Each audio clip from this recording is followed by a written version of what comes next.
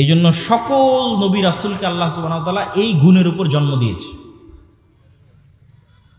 তা আমাদের এই গুণটা নষ্ট হয়ে গেছে কেন?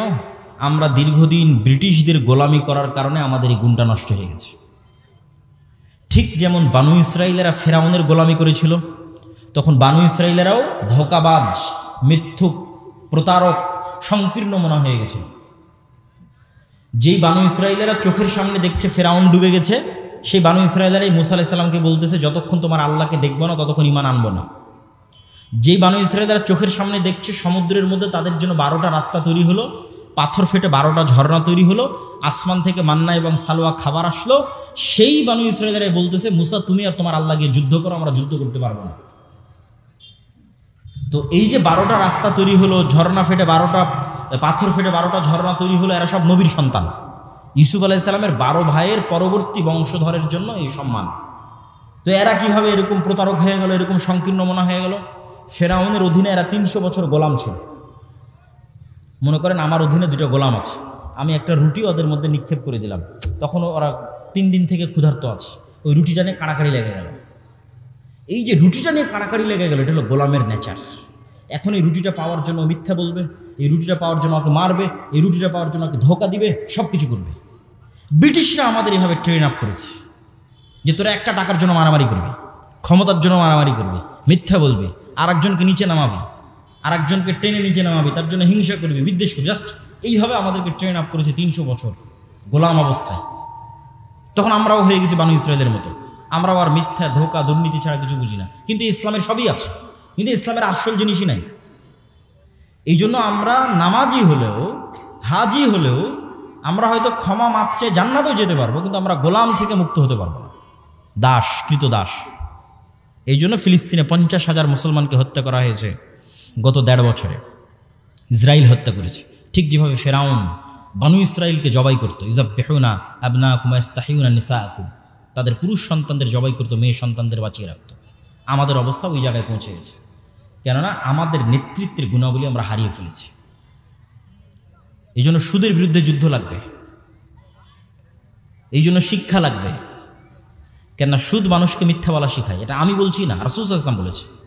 রাসূলুল্লাহ সাল্লাল্লাহু আলাইহি ওয়াসাল্লাম প্রত্যেকটা দোয়ায় বলতেন আল্লাহুম্মা ইন্নী আউযুবিকা মিনাল মা'সামি ওয়াল মাগরাম, আল্লাহ আমি কর্জ থেকে বাঁচতে চাই, গুনাহ থেকে বাঁচতে চাই।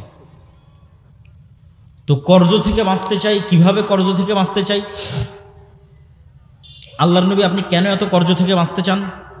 তো রাসূল সাল্লাল্লাহু আলাইহি ওয়াসাল্লাম বলছে মানুষ যদি আজ কর্জ নেওয়া শুরু করে, কাল মিথ্যা বলা শুরু করবে। তাহলে কর্জ মিথ্যার প্র্যাকটিস দেয়, সুদ ভিত্তিক লোন মিথ্যার প্র্যাকটিস দেয়। তাহলে আজকে আমি মিথ্যা বলছি মানে আমি তো কালকে নেতা হতে পারবো না।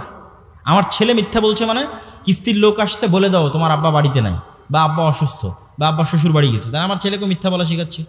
আমার বউকে ওই কিস্তির টাকা থেকে বাঁচানোর জন্য মিথ্যা বলা শেখাচ্ছি। তাহলে মিথ্যার কালচার শুরু হয়ে গেছে, মানে আমি অন্তত লিডার হতে পারবো না, অন্তত নেতা হতে পারবো না। এই নেচারগুলো হচ্ছে গোলামের নেচার। এবং এটা আমি রিয়েলাইজ করেছি যখন ইউরোপে দেখেছি আমাদের আফ্রিকান মুসলিম ভাইয়েরা, তারা আমাদের চাইতে দুর্নীতিতে, ছিনতাইয়ে, চুরিতে, ধোকাতে আমাদের চেয়ে নিম্ন স্তরের, মানে আমাদের চেয়ে খারাপ অবস্থায়। তো এতই পার্থক্য কেন? তো ফ্রান্স, ইতালি, স্পেন আমাদের উপর ইংল্যান্ড যা জুলুম করেছে, ফ্রান্স, ইতালি, স্পেন আফ্রিকান মুসলমানদের উপর তার চেয়ে 3 গুণ জুলুম করেছে। তাহলে ওদেরকে এমন গোলাম বানিয়েছে যে ওদের রক্ত এমনভাবে নষ্ট হয়ে গেছে, মিথ্যা রক্তের সাথে, ধোকা, দুর্নীতি রক্তের সাথে মিশে গেছে। তা আমিও যখন মুসলমানদের স্বভাব দেখি তখন আমি আশ্চর্য হই। এই গত নির্বাচনের সময় রূপগঞ্জে দেখা যায় প্রত্যেকটা মানুষ সব প্রার্থীকে বলছে আপনাকে ভোট দিব, যে তার কাছ থেকে টাকা নিয়েছে। মানে প্রত্যেকটা মানুষ মিথ্যা বলতেছে এবং সে মুসলমান দাবি করতেছে। সম্মানিত উপস্থিতি, তাহলে আপনি যদি বলেন আমি রাষ্ট্রে ইসলাম দেখতে চাই, গোড়ায় সংশোধন করতে হবে। রাষ্ট্রে ইসলাম দেখতে চান তো ইসলাম রাষ্ট্রে গেলে তো ন্যায় বিচার লাগবে। তো ন্যায় বিচার প্রতিষ্ঠা করতে পারবে এরকম লোক কই? আপনি বলেন দেশে আলেম ওলামা, মসজিদ, মাদ্রাসা, ইসলামী দলের আমির সংগঠন,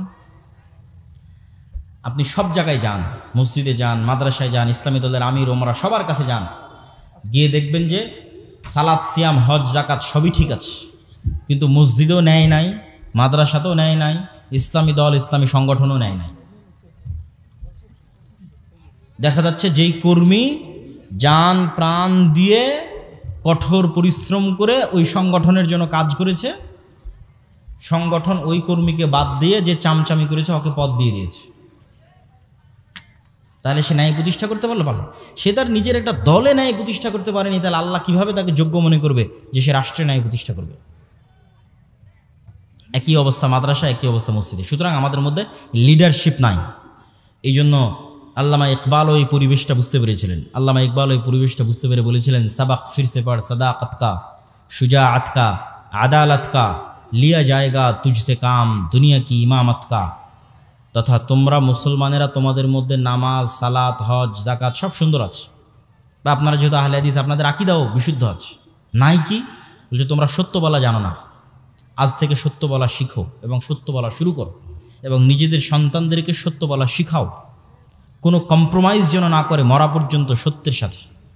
2 নম্বর কি শিখাও? শুজাআত কা, সাহসিকতা শিখাও, যে সে প্রত্যেকটা অন্যায় অন্তত বাধা দিবে, আল আমরু বিল মারুফ ওয়ান নাহি আনিল মুনকার করবে, সৎ কাজের আদেশ দিবে, অসৎ কাজে বাধা দিবে।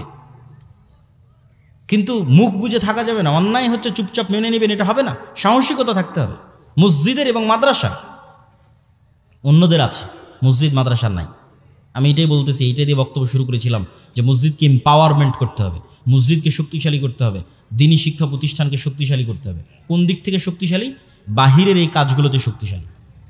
তারা তো তাদের কাজে ঠিকই আছে, একটা মসজিদের ইমাম তো ঠিকই নামাজ পড়িয়ে দেয়, ঠিকই ইমামতি করে, মুয়াজ্জিনি করে, মাদ্রাসায় কোরআন, হিফজখানায় কোরআন সব ঠিকঠাক হয়, কিন্তু ওর এলাকায় অন্যায় হচ্ছে ওটা দেখেও বাধা দেয় না।